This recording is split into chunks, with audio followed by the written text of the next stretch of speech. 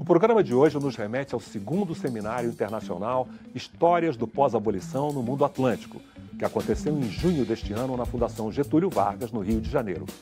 Courtney esteve presente registrando o evento e aqui em nossos estúdios conversaremos com uma das coordenadoras desse evento, a professora doutora Fernanda Oliveira.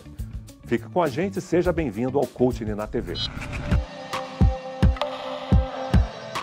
Nos dias 15 a 18 de junho, Courtney cobriu o segundo Seminário Internacional Histórias do Pós-Abolição no Mundo Atlântico, 130 anos de abolição no Brasil, realizado na Fundação Getúlio Vargas, no Rio de Janeiro, com a presença de intelectuais, militantes e estudantes da questão racial.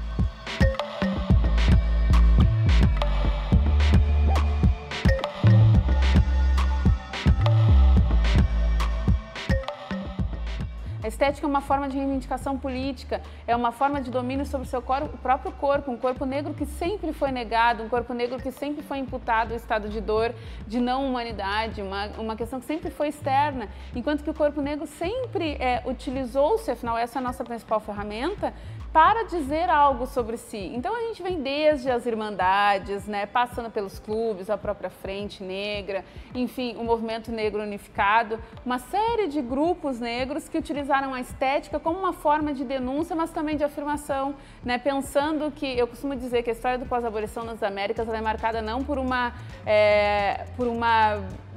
alguma coisa que se opõe, uma oposição, né, uma questão dual, mas sim por uma simultaneidade. Extremamente importante discutir esses 130 anos de uma abolição inacabada, que é o que vários pesquisadores e pesquisadoras negros e negras têm apontado, assim como o movimento negro, porque nós falamos inacabada porque ainda vivemos uma situação de profunda desigualdade racial no Brasil. Outras imagens do pós-abolição, outras imagens da história do negro no Brasil. Isso aí, para mim, isso é uma revolução também. Que a gente ainda está processando, né? E o Courtney esteve presente, registrando essas atividades, na expectativa de poder contribuir para o debate, tanto nas salas de aula, quanto nas organizações do movimento social.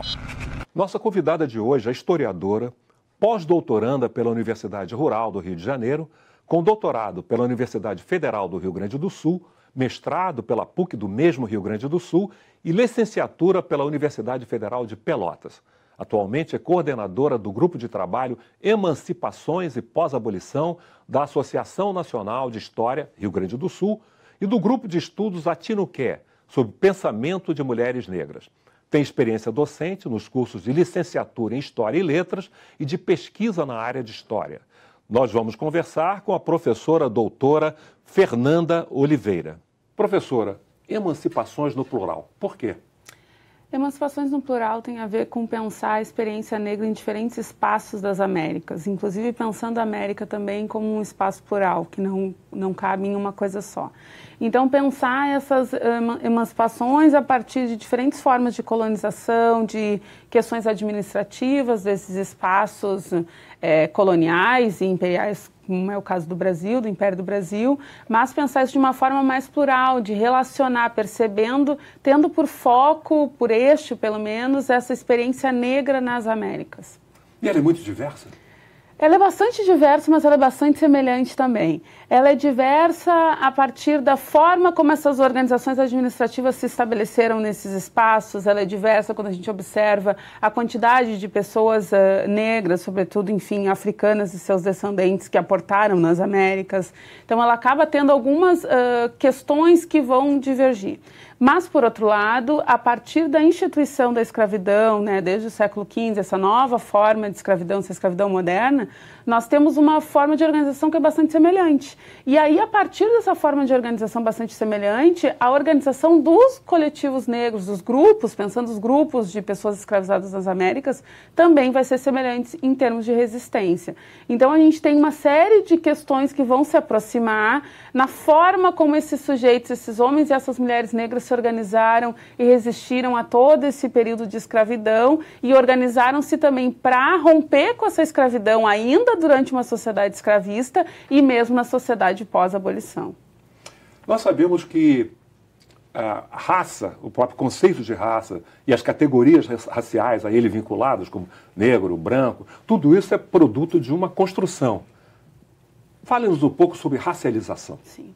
Bom, racialização é uma temática que vem sendo bastante problematizada nos estudos históricos no Brasil, mas também fora do Brasil. Eu acredito que a gente tem um foco, sobretudo, a partir dos Estados Unidos, que vai começar, a Academia Norte-Americana começa a pensar sobre isso, e a partir dos anos 90, sobretudo dos anos 2000, a gente tem um boom de pesquisas no Brasil que vai começar a trazer essas questões. Racialização, ela pode ser entendida em duas vertentes que se conectam. Por um lado, o conceito de racialização.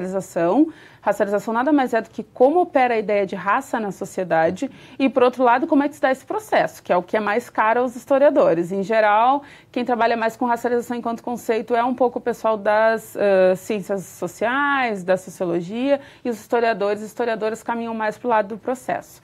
Então, a partir dessa experiência racializada nas Américas, essa escravidão, que não necessariamente se estabelece a partir de uma ideia de raça, mas se mantém a partir de uma ideia de raça. A ideia de raça sustenta. Sustenta. É preciso justificar essa escravidão de alguma maneira. Dentre vários outros elementos que foram utilizados, a ideia de raça ela foi um dos que mais vigorou e certamente aquele que prevalece. Então, pensar essa racialização tem a ver com pensar como que essa ideia de raça ela foi construída lá durante o período escravista e como ela permanece e ela vai se metamorfoseando até chegar aos nossos dias, porque nós podemos falar de racialização ainda hoje quando a gente fala de problemas que são concernentes à população negra imputados por algo maior, né? Sobretudo pelos espaços de poder. Então, a gente ainda continua falando de racialização, ou seja, em pleno século XXI, essa ideia de raça ainda opera e a gente precisa lidar com essa ideia de raça. E isso é importante porque também traz à tona para o debate por que a gente trabalha com a ideia de raça. Porque muitos grupos... E não etnia. Exatamente. Muitos grupos vão reivindicar isso. Não, mas tem que tirar a etnia. Bom, por um lado a gente tem a própria história dessas terminologias, não é? A etnia, por exemplo, ela vai ser colocada, sobretudo no debate público, a partir da década de 50, com os horrores que aconteceram no Holocausto. A pesquisa da Unesco tem a ver com isso? A pesquisa da Unesco está completamente relacionada com isso. A Unesco ela vai ser provavelmente a maior instituição que vai unir forças para que se discuta sobre os problemas que a raça pode causar, né? As interpretações que a raça pode trazer. A grande questão é, quando a gente tem, pegando bem o foco da pesquisa da Unesco, quando a gente tem a pesquisa da Unesco, todos os resultados apontando para a permanência, para a existência de um preconceito racial, sobretudo no Brasil, que até aquele momento era visto como um grande paraíso racial, exemplo, né? que a ideia da Unesco era justamente essa, que as pesquisas sobre o Brasil pudessem dar um norte de o que fazer nas Américas, né? O Brasil como um grande exemplo. E aí a pesquisa vai lá e diz que não é bem assim. Bom, a partir disso se começa a discutir de uma forma mais enfática a questão do racismo, né? Pensando por um lado, quem que ele privilegia e, por outro lado, quem que é desprivilegiado com essa noção desse racismo antinegro. E aí entra em xeque aquilo que, por exemplo, um antropólogo que eu gosto muito, que é o Peter Wade, fala, que é a ideia de que não adianta a gente trocar etnia por raça. Tendo em vista que os problemas que atingem os povos negros na diáspora, eles estão calcados numa ideia de raça. Então, trocar simplesmente essas nomenclaturas não faz com que o problema desapareça do contexto social. Então, está relacionado com isso. O sociólogo francês Pierre-André Taguieff diz que trocar raça por etnia seria como tentar fazer uma eugenia lexical negativa que imagina matar o fenômeno eliminando a palavra. Sim, exatamente, perfeito, é isso, né? Não cabe nós... inclusive é uma discussão bastante extensa, ela ainda existe, infelizmente, dessas terminologias de qual que se usa, bastante desgastante também, porque é isso, a gente pensar que essas questões sociais, elas estão se fazendo ainda hoje, elas sequer estão no passado. E mesmo que elas estivessem só no passado, mesmo assim nós deveríamos nomear elas pela forma como elas operaram, não é? E hoje ainda elas estão operando, elas seguem aí, então trocar uma palavra pela outra não tira a perversidade do racismo antinegro. Não, como o Taguieff diz, isso causaria um efeito negativo, na verdade. É como se fosse um disfarce. E é interessante que essa ideia de trocar a raça por etnia cresceu muito no Brasil exatamente a partir do momento em que o movimento negro e seus aliados, nas diversas áreas, começaram a reivindicar políticas de ação afirmativa. Sim. E aí, mais especificamente, a questão das cotas nas universidades públicas, né? Eu acho que das ações afirmativas, a medida que mais mais movimentou esse debate público, sobretudo um debate intelectual de grande monta no Brasil, foi sem dúvida as cotas nas universidades públicas. Que aí a gente vai voltar para o grande cerne do problema, que é a questão do poder, que é o acesso ao poder. Por exemplo, nós não encontramos esse tipo de discussão quando a gente vai observar as discussões em relação às políticas públicas para a saúde, que muito embora tenha uma série de problemas de execução dessas políticas, mas não tem uma grande discussão. Não incomoda. Porque não incomoda. Enquanto que nas cotas tem isso, porque aí vem outros problemas, vem as comissões de aferição, que nós estamos passando por isso agora. E aí, quando se encontra sempre as possibilidades de fraude, porque elas são inerentes, infelizmente, tem sempre esse argumento de não, mas então raça não existe, então por que a gente vai continuar batendo nessa tecla? Enquanto que os estudos históricos estão aí para mostrar que a raça existiu enquanto um fenômeno histórico, ela existe enquanto um fenômeno histórico contemporâneo, que segue se fazendo nas mais diferentes áreas das Américas e que no Brasil não é diferente. E qual a sua visão do impacto dessas políticas, sobretudo na área universitária, que é a sua área? Mudou alguma coisa? Nossa, mudou muito. Eu, sobretudo, que venho de um estado que tem uma retórica bastante conhecida, no senso comum mesmo, de que é um estado branco, como o Rio Grande do Sul. O Rio Grande do Sul vem aplicando cotas, sobretudo na URGS, desde 2008, e inclusive antes ainda da política nacional de 2012, e a Universidade do Rio Grande do Sul ela mudou muito. Não obstante, ela ainda enfrenta muitos problemas. Ela enfrenta problemas, por exemplo, de manutenção desses alunos, né?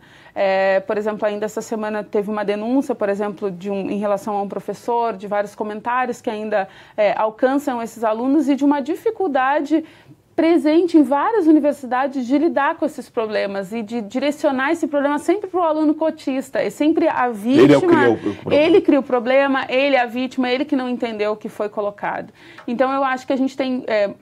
eu sou plenamente favorável, acho que a gente avançou muito, acho que as cotas mudaram a cara da universidade brasileira, elas mudaram a forma como o conhecimento é repassado na sala de aula, e esse foi um dos argumentos das cotas, de que ela pluralizaria a forma como o conhecimento circula, porque coloca diferentes conhecimentos em contato, e isso está acontecendo.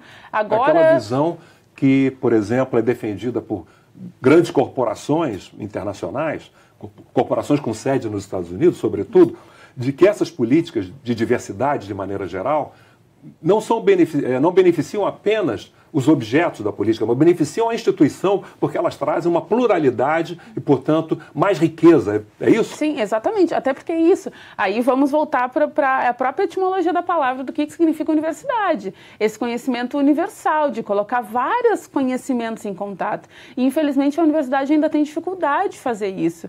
E se ela avança, e eu acredito que, de fato, nós avançamos muito, é fruto desses diferentes alunos, cotistas, negros e indígenas que estão dentro dessas universidades, quilombolas também, assim como as outras subdivisões que a gente vai ter dentro das políticas de ações afirmativas, que vão pluralizar e deslocar o foco, que era de manutenção de poder, sim, que a gente tinha e ainda tem em vários cursos, sobretudo os cursos de maior prestígio.